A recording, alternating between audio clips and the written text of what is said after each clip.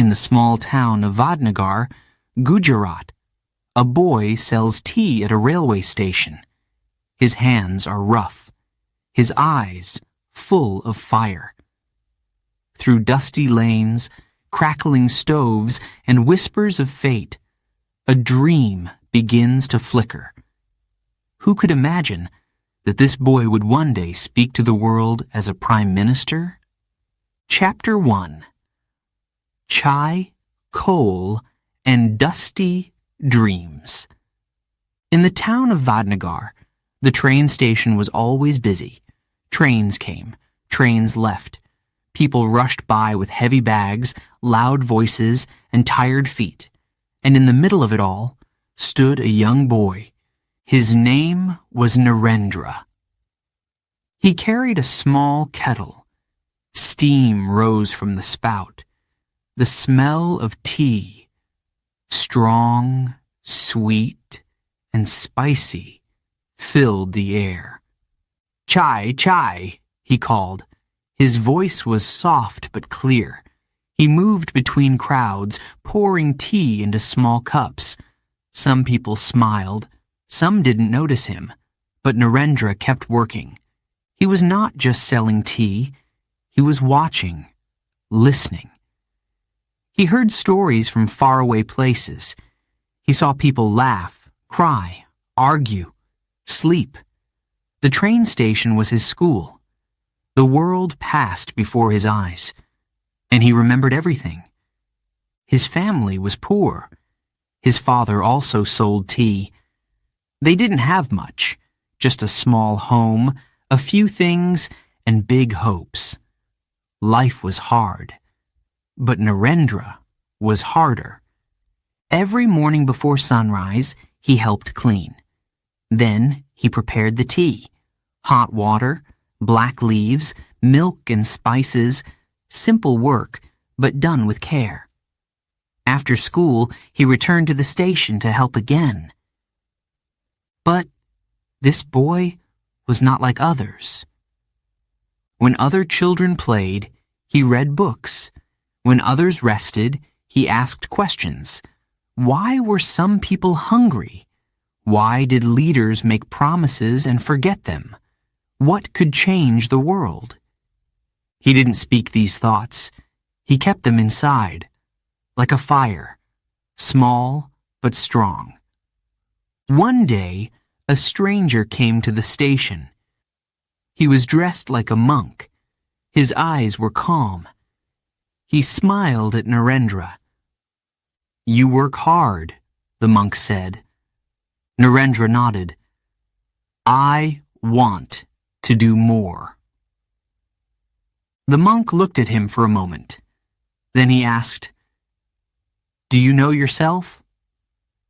Narendra didn't answer. That night, he didn't sleep. The question stayed in his mind.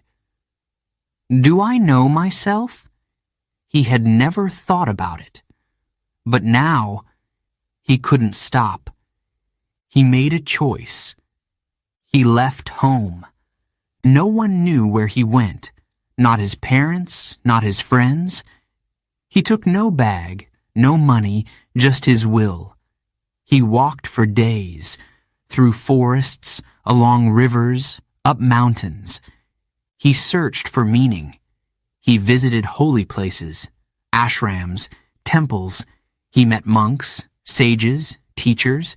Some spoke, some stayed silent, but each place taught him something. He learned to live with less. He learned patience. He learned to listen.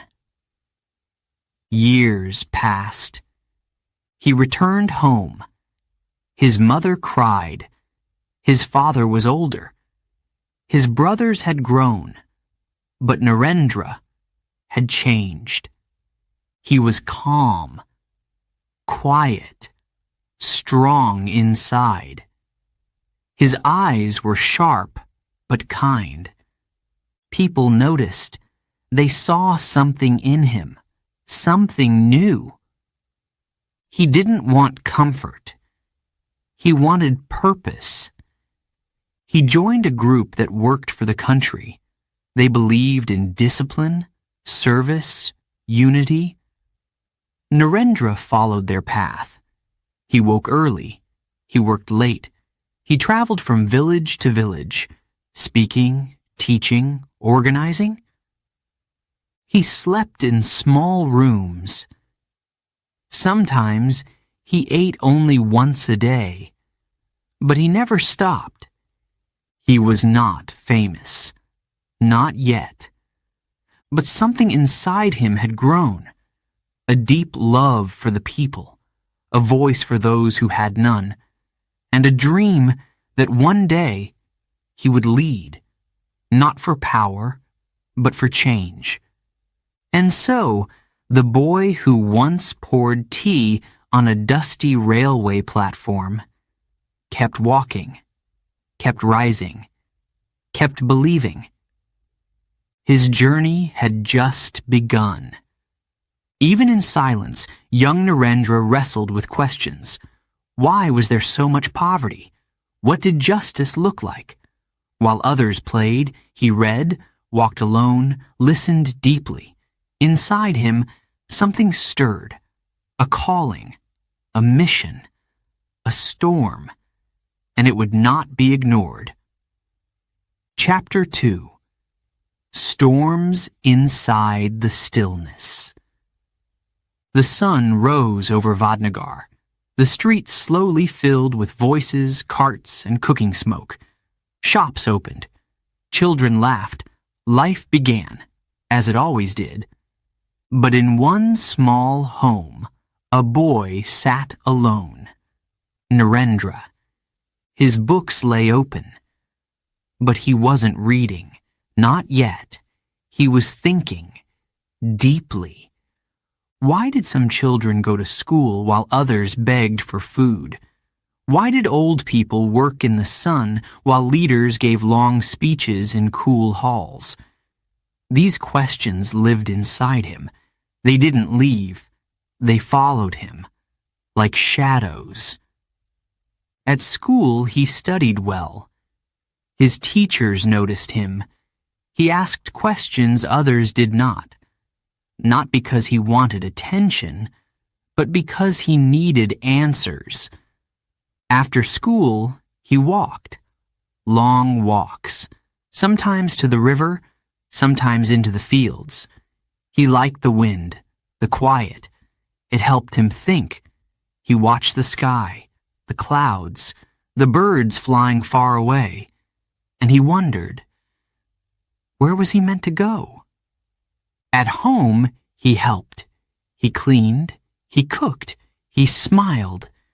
But inside, something moved, like a wave growing stronger. There was no name for it yet, only a feeling. One evening, he saw an old man sitting under a tree. The man looked tired, but peaceful. Narendra sat beside him. "Are you happy?" he asked softly. The man looked up, surprised. Then he smiled. "I have peace," he said. Narendra blinked. How do you find peace in a world like this? The man didn't answer. He only touched his chest, over his heart. That night, Narendra couldn't sleep. He thought of the man, the calm in his eyes. He wanted to feel that too, but how?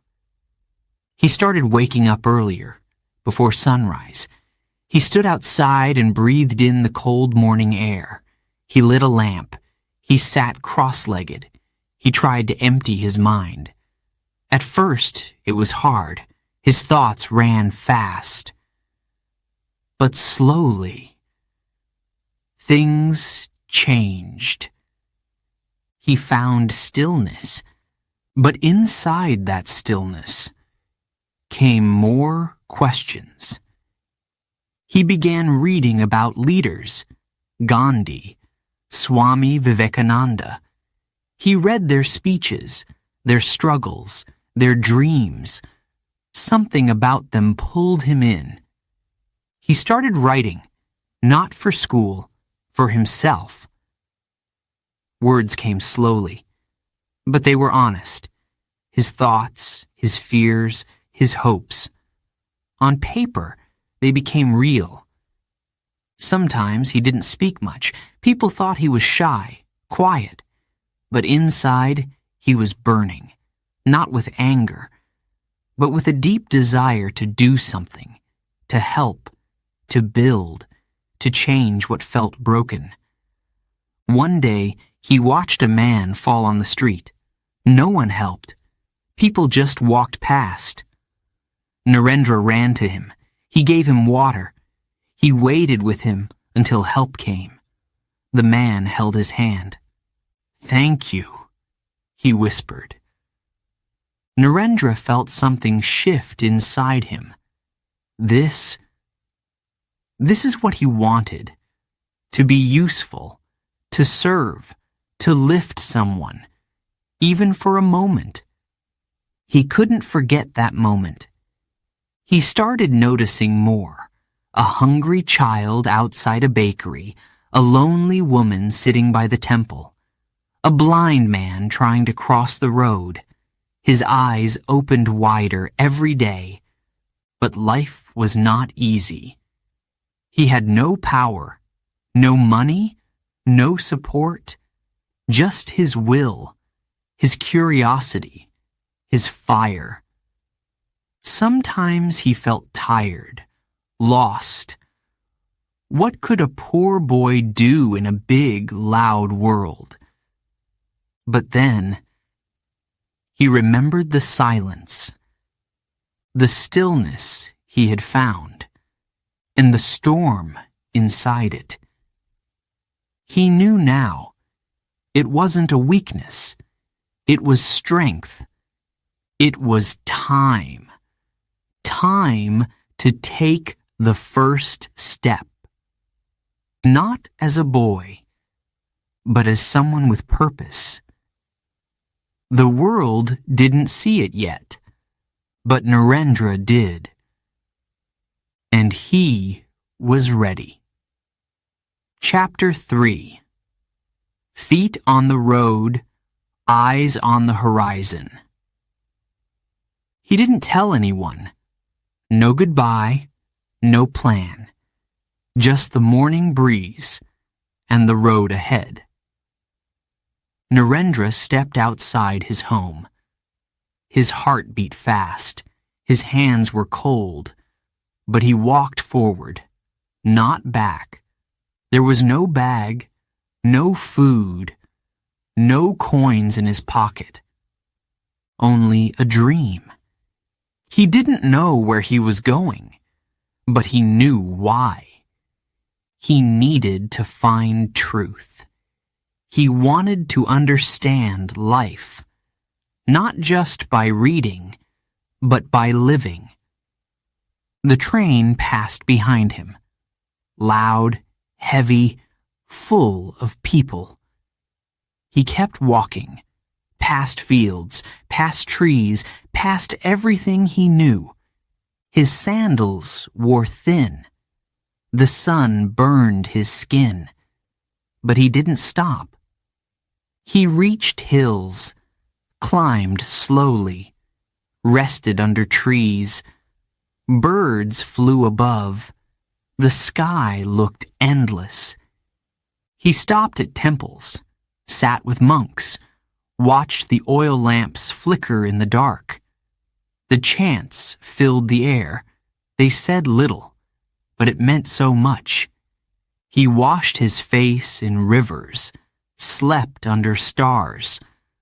Some nights were quiet. Others were full of mosquitoes, dogs, and hunger. Still, he didn't turn back. Every place was different, but each step felt the same. A test, a lesson. In the forests, he listened. Leaves moved. Animals called. The wind whispered through the trees. Alone, he sat and thought about people, about pain, about peace. He wanted to feel what others felt, walk their path, eat what they ate, sleep where they slept. He entered ashrams, sometimes with permission, sometimes without. Some gave him food, some didn't. Some let him stay. Others sent him away. He never asked for much, a place to rest, a little rice, a moment of silence. In one ashram, a teacher saw him sitting alone. "Why are you here?" the teacher asked. Narendra looked up. "To learn," he said. The teacher smiled. "Learning is not always soft. Sometimes it breaks you." Narendra nodded. "I'm ready." He stayed there for weeks. He worked, cleaned floors, carried water, meditated, watched the sun rise and fall without speaking. He learned how to listen to the world, to his breath, to his doubts. But deep down, he wanted more. He thanked the teacher and left again. The mountains called to him. Their silence, their strength, their mystery. He climbed higher. It got colder. He had no coat, just a thin shawl. At night, he wrapped it around his shoulders and watched the stars. The sky seemed to breathe with him. Was this where answers lived? One morning, he met a man near a cave. An old man with long hair and quiet eyes. They sat together, saying nothing. After some time, the old man spoke. "Not all storms are outside. Some are inside." Narendra looked at him. His hands trembled a little. "Yes," he said softly, "I have one inside me." The man nodded. "Then you must face it." Narendra closed his eyes. For hours, he sat in silence. The wind passed, clouds drifted. Still, he sat. When he opened his eyes again, something had changed. He stood up. He was thinner now. His beard had grown. His skin was darker from the sun. But his eyes were steady. The road still waited, but it no longer scared him. He had learned to carry the silence with him.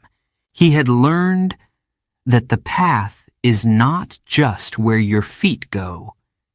It is where your heart points. With nothing in his hands, but everything in his soul, he turned and began the journey home. Chapter 4. The Monk Who Came Home. He came back one evening. No one expected him. His mother opened the door. Her eyes filled with tears. She didn't speak. She only touched his face, gently, as if to make sure it was really him. Narendra smiled, but his smile was quiet, soft, like someone who had walked through storms and found peace. He had no bag, no gifts, just a simple cloth over his shoulder, and new wisdom in his eyes. He had changed. His family saw it. He spoke less. But when he did, people listened. He looked calm. But inside, he was full of energy. He didn't return to rest. He didn't want comfort or celebration. He returned to serve. Vadnagar was the same.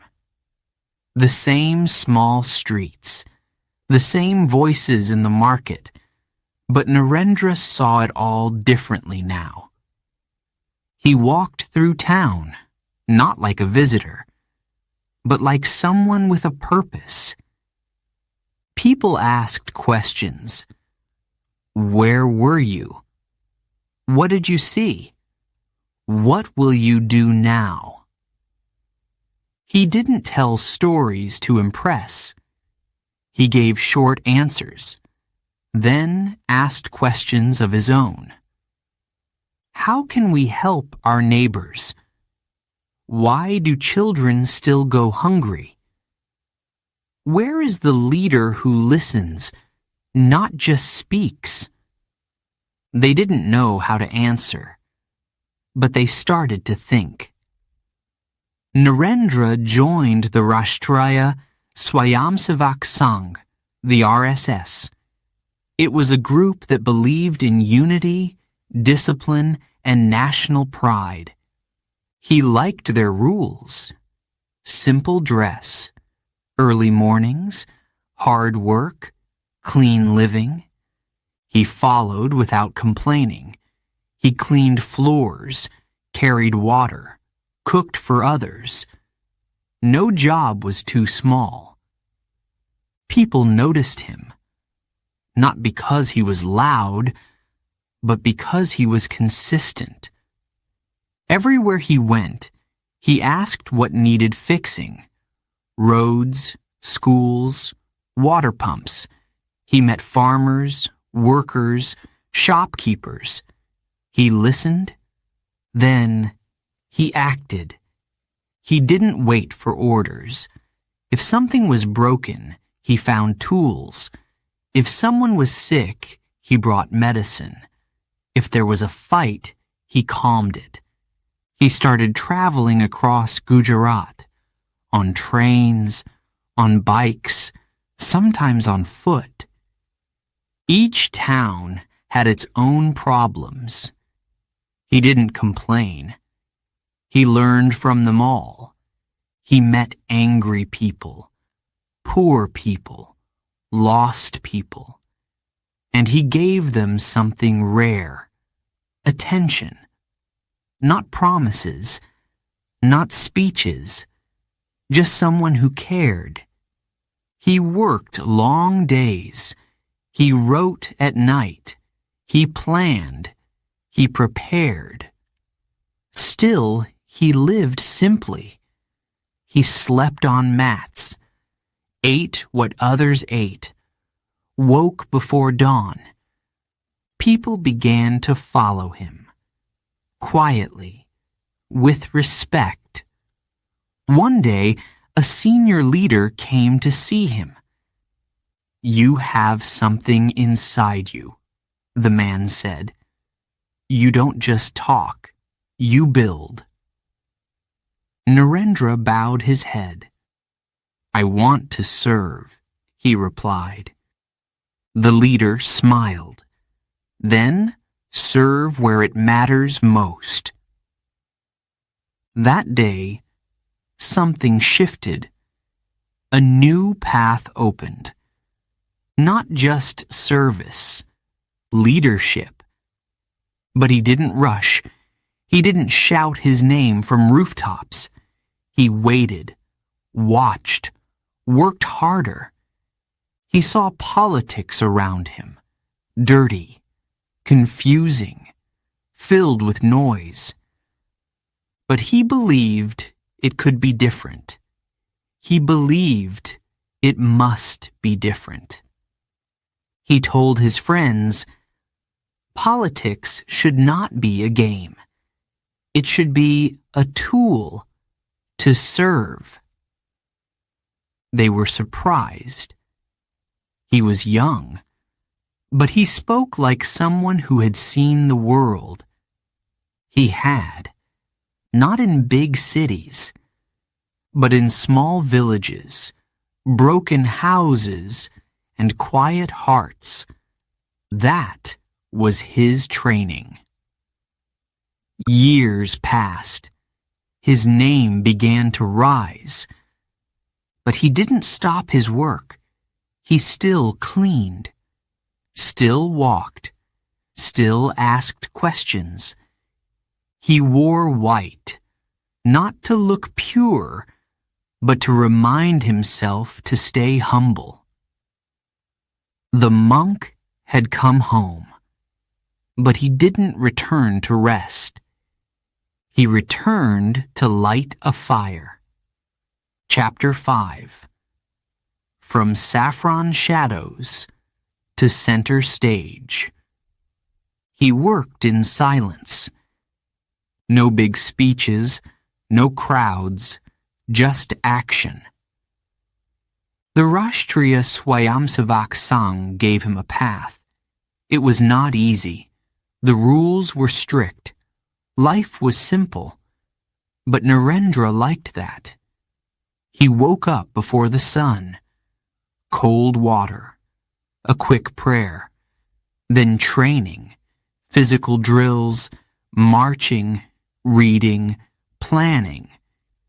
He wore the uniform with pride, white shirt, khaki shorts, a black cap, not to show power, to show purpose. Every day was full.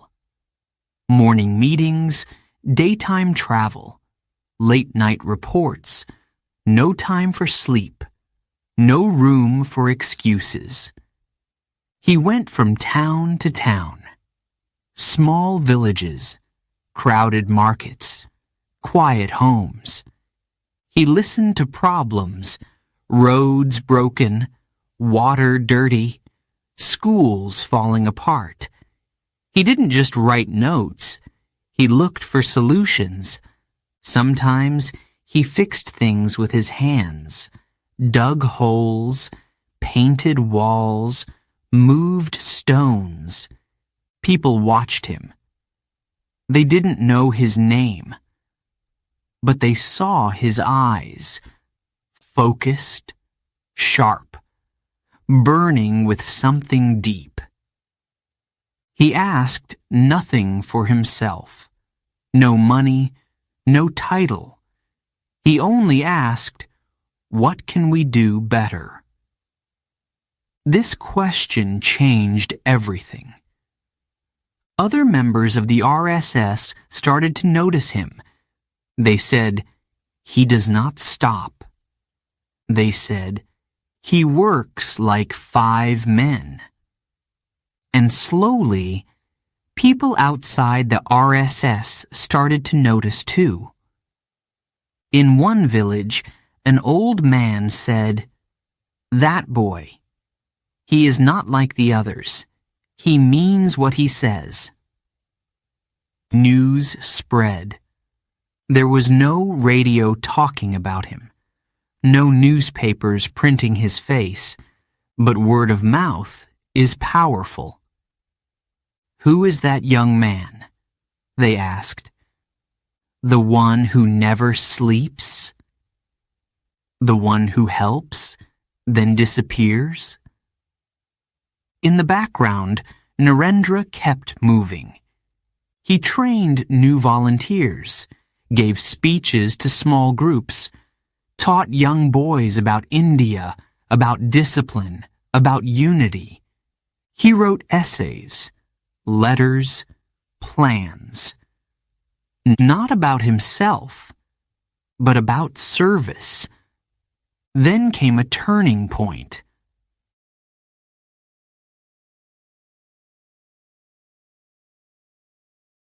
A local leader fell sick. A meeting had to happen, but no one wanted to speak. Narendra stepped forward. He was not the oldest. not the most famous. But when he spoke, the room went still. His voice was calm, strong.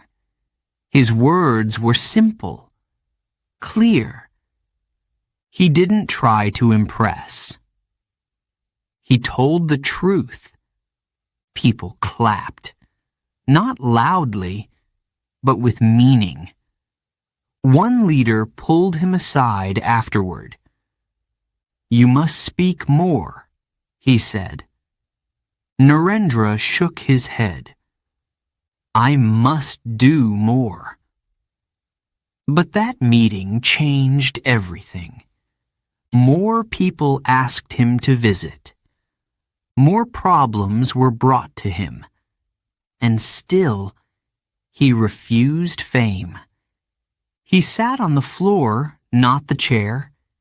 He traveled by bus, not by car. He ate with workers, not with bosses. But his work kept shining. He helped during floods, during droughts, during times of fear. He didn't panic. He acted. He built trust, not through big promises, but by showing up, again and again. At night, he read books, history, culture, strategy. He studied leaders, good and bad. He took notes, made plans, imagined a better future. And deep inside, a thought was growing. Not pride, but duty. He didn't say it aloud, but he knew. India needed more than help. It needed change. Real change. And maybe, just maybe, he was meant to lead it. The stage was not ready, but he was. Chapter 6. The Gujarat that burned and rose again. The year was 2001. Gujarat shook. An earthquake destroyed homes, schools, hospitals. Thousands died. Families cried. Streets turned to dust. People searched for lost ones under broken bricks. Then, in the middle of this pain, something unexpected happened. Narendra Modi was called to lead. He had never held such a big position before. He had no seat in government. He had never run for office. But the leaders in Delhi believed in him. They needed someone strong, someone who worked, not just talked. He became the chief minister of Gujarat. People asked, who is he? Can he lead a state in crisis? Can a man with no experience bring change? Many were unsure. But he didn't wait. He went to the villages. He listened to survivors. He stood near broken homes and held the hands of crying children. He didn't look away. He looked straight at the pain and made a promise. We will rebuild. He didn't stay in an office. He walked through rubble, spoke to workers, made fast decisions, brought in engineers, opened relief camps, sent help to remote areas. He worked long days, longer nights. Slowly, the ground began to steady. But just as things started to heal, another storm came. In 2002, violence broke out. A train burned. People died. Anger spread like fire.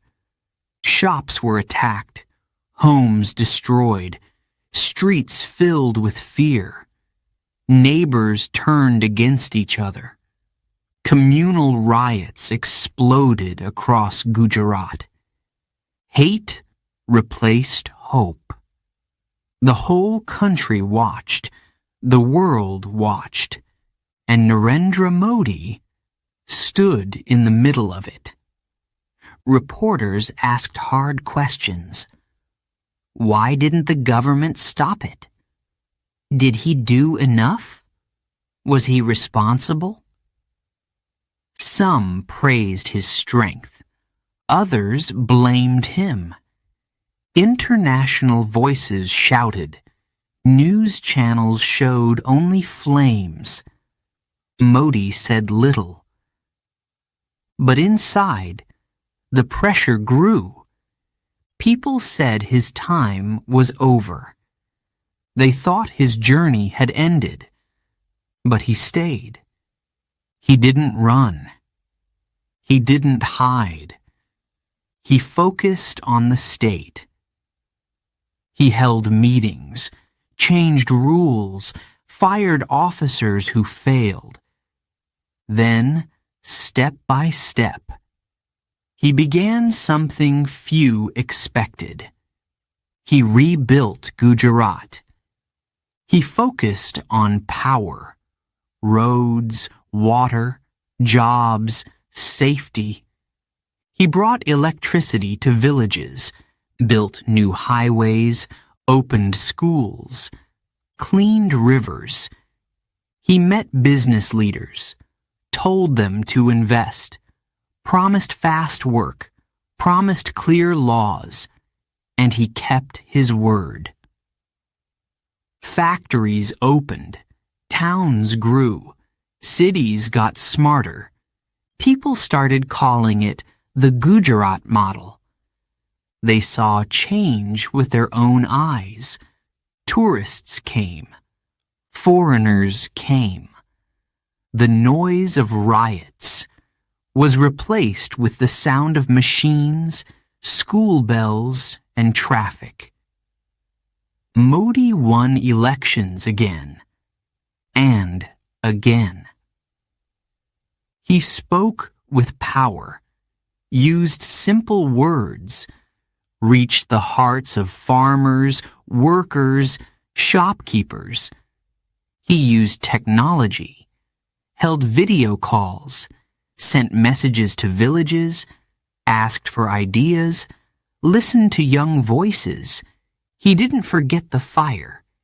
He used it to fuel his plans.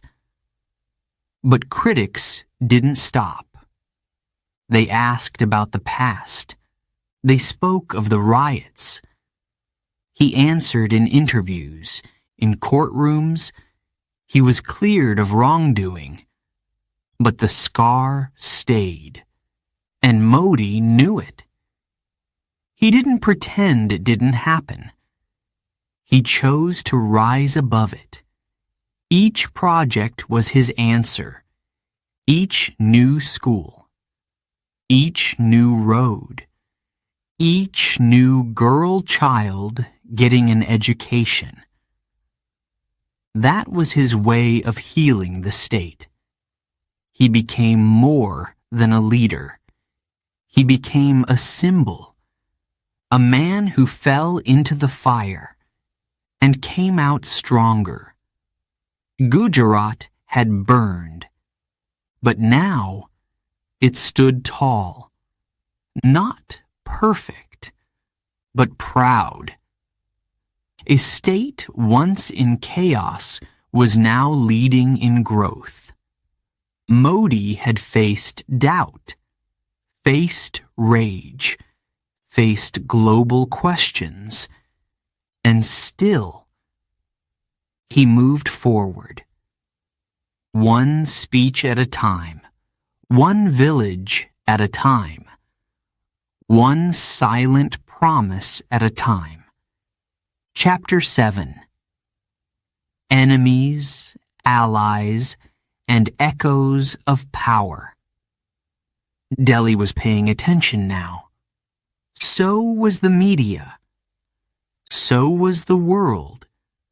People wanted to know more about the man from Gujarat. Was he just a strong state leader? Or was he something more? Some saw a hero, a man who worked hard and delivered results. Others saw a threat, a man with strong views and growing power. He had friends. He had critics. He had both support and suspicion. Each day brought new headlines. Each speech brought bigger crowds. He traveled across India, city after city, town after town, villages too.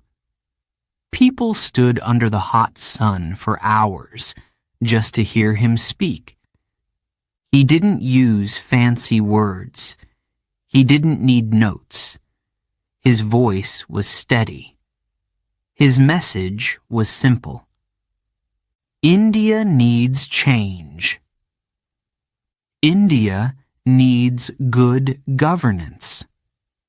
India needs jobs, safety, and pride. People listened. They nodded. They cheered. Not everyone agreed. Some said he was too strong, too sharp, too bold. Old political parties watched him carefully. They had ruled for years. Now they felt challenged. Opponents tried to stop him. They dug into his past. They questioned his actions. They warned voters. But he didn't stop. He smiled through attacks. He focused on work. He stayed in control. He did interviews. He answered questions. He showed confidence. Behind him stood his team, loyal, smart, and fast. They managed events. They used technology. They spread his message on mobile phones, on social media, on TV. For the first time, people in remote villages saw a leader on screen. He spoke directly to them, in their language, in their voice. His image grew. He became more than just a name. He became a symbol of change, of hope, of energy. But fame has a price. Security got tighter. His days got longer. Sleep got shorter. Still, he kept going. He visited schools. He met farmers. He listened to shopkeepers. He walked through slums. He shook hands with strangers.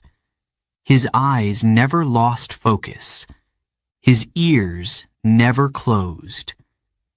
He was building something, a new dream, a national dream, and people were beginning to believe. News channels followed him. Cameras flashed. Articles filled pages. Supporters wore his face on t-shirts. Critics wrote sharp columns. Debates got louder. Still, he moved forward. He was not chasing a title. He was chasing a vision.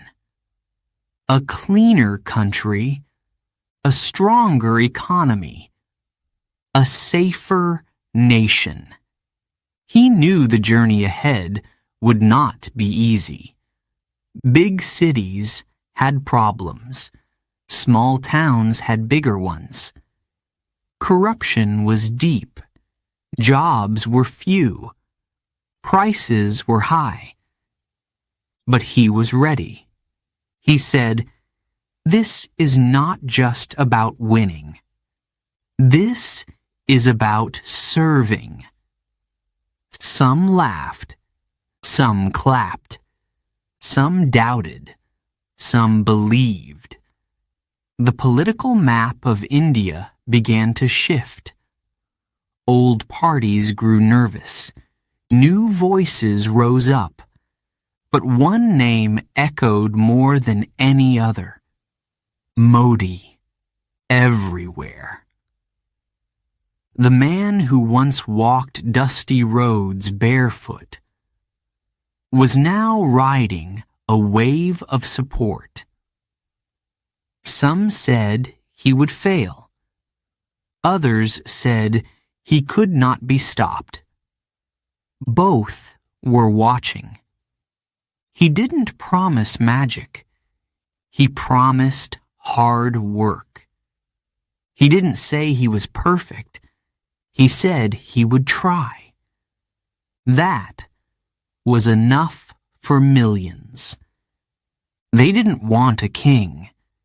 They wanted a worker. And he had proved he was never afraid of work. The capital of India felt the pressure.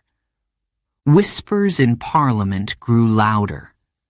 Party meetings went longer. Strategies changed. Still, the message from Gujarat kept spreading. People remembered the roads built, the lights in villages, the growth in business. They asked, why not the rest of India too? The question was powerful. The answer was coming. It was only a matter of time, and Narendra Modi was ready. Chapter 8. The 2014 earthquake of votes. India was ready for change. The people were tired. Tired of promises. Tired of waiting. Tired of leaders who spoke but didn't act. Narendra Modi stepped forward. His voice cut through the noise. His words were clear, sharp, simple. Good days are coming. Ashe din aane wale hain. It became more than a slogan. It became a hope, a dream, a light in the dark. He didn't speak like others. He didn't read from paper. He spoke from memory, from experience, from fire.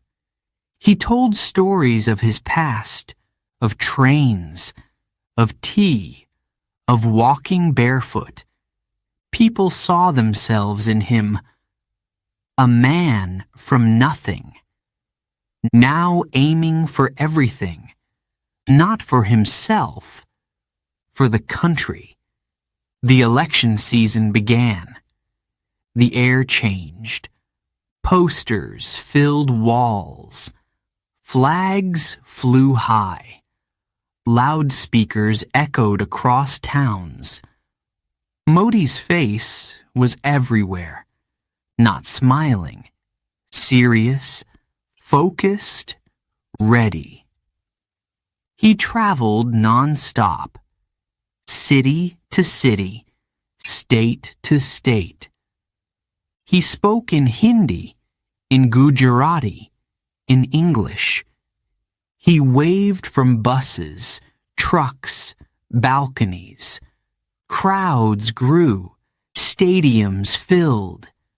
Voices shouted in joy. Children sat on shoulders. Old men cried. Women clapped with pride. No one had seen a campaign like this, not in decades. He used technology, live speeches, social media, messages sent to millions. It was fast. It was loud. It was personal. People felt close to him, as if he belonged to them. And maybe he did. The other parties struggled. They tried to respond. They gave speeches too. But their voices felt weak. Modi's words felt real. He didn't talk about power. He talked about problems. He spoke of jobs, of clean water, of women's safety, of black money. He said, "We can fix it." Not just dream it. He didn't shout all the time. Sometimes he paused, and the silence said more than 1,000 words. The final days of voting came. Tension filled the air. People stood in long lines, in the sun, in the rain, in silence. Then came the results. India held its breath. 1 seat, 10 seats, 50 seats. The numbers rose like a wave. Then, a shock. 1 party, 1 man, a full majority. No coalitions, no deals, just a clear voice from the people. Modi had won. Not just a seat, not just a role. He had won the trust of 1 billion hearts. The streets exploded with joy. Fireworks, dolls, flowers, people danced.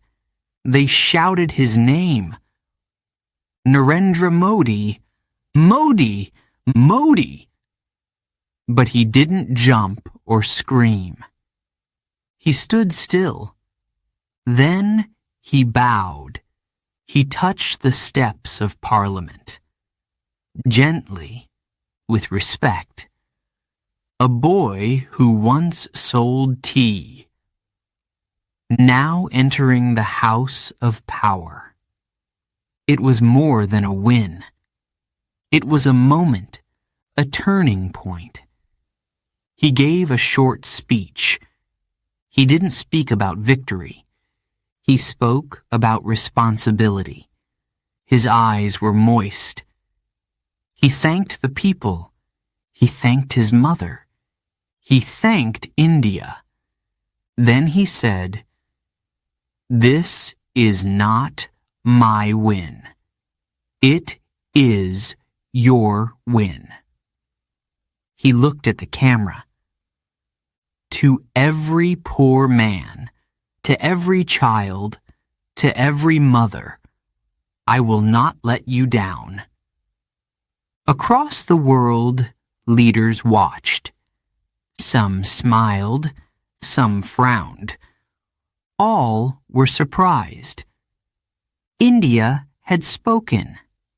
Loudly, clearly, one nation, one message, change.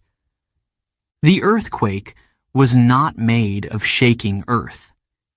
It was made of shaking minds, of rising dreams, of waking hopes. And in the center stood a man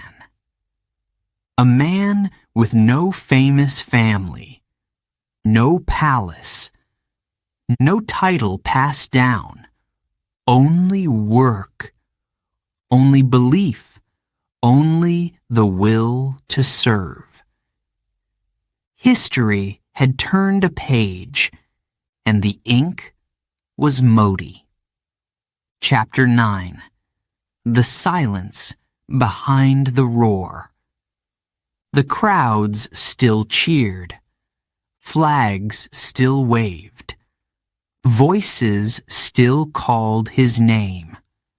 Modi, Modi, Modi.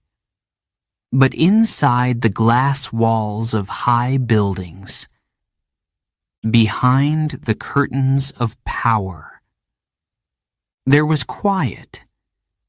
He stood on global stages. He shook hands with kings, presidents, business giants. He gave speeches in packed halls. He met world leaders, smiled in photos, promised peace, trade, progress, but late at night, alone. He sometimes sat still. He looked out the window, at the lights of Delhi, at the endless noise of a sleepless city, and he thought about a small railway station, a boy with a kettle of tea. He never forgot. Power came with lights, cameras, and respect, but also pressure. Eyes watched every step. Each word was recorded. Every silence was judged. Some still loved him. Others hated him. But all expected something from him. He carried that weight. Every morning, every hour, he woke early. Still, he worked late. Still, he read, planned, traveled. His days were never truly his own.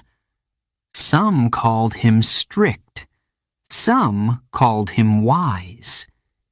He called himself a servant, not of a party, of the people. The past still followed him.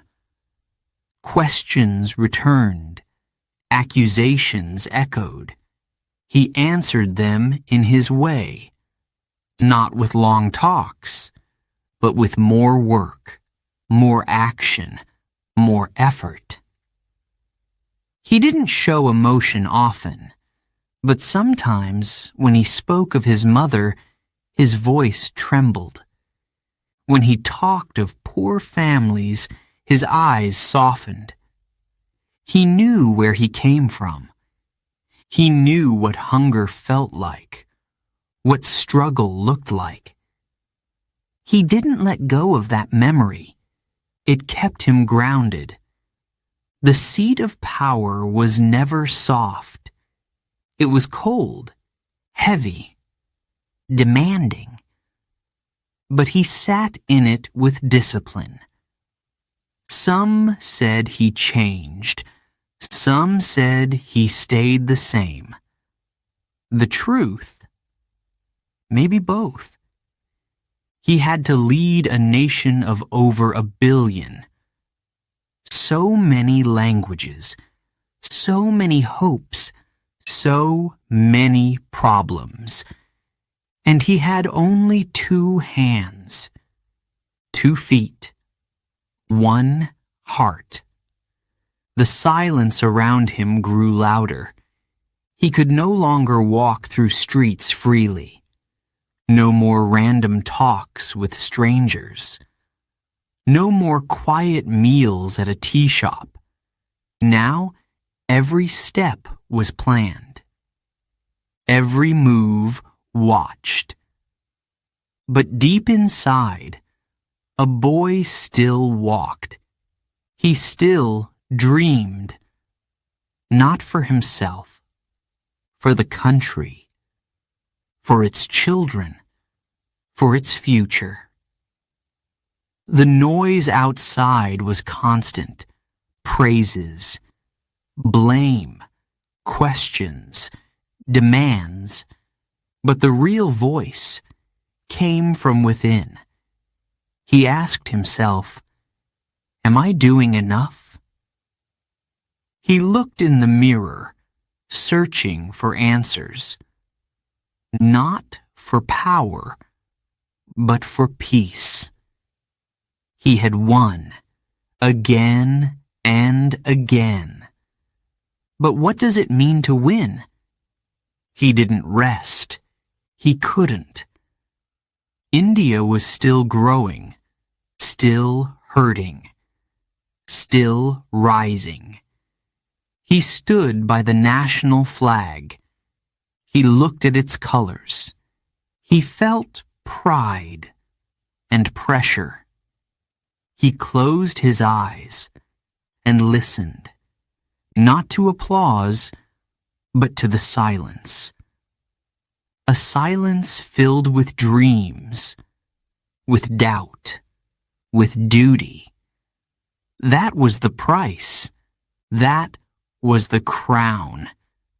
And he wore it, not for fame, but for the fight to make life better, to build something lasting, not just for now, but for tomorrow. And so, the man once lost in crowds now stood before the world, alone, but never empty. And his story still goes on.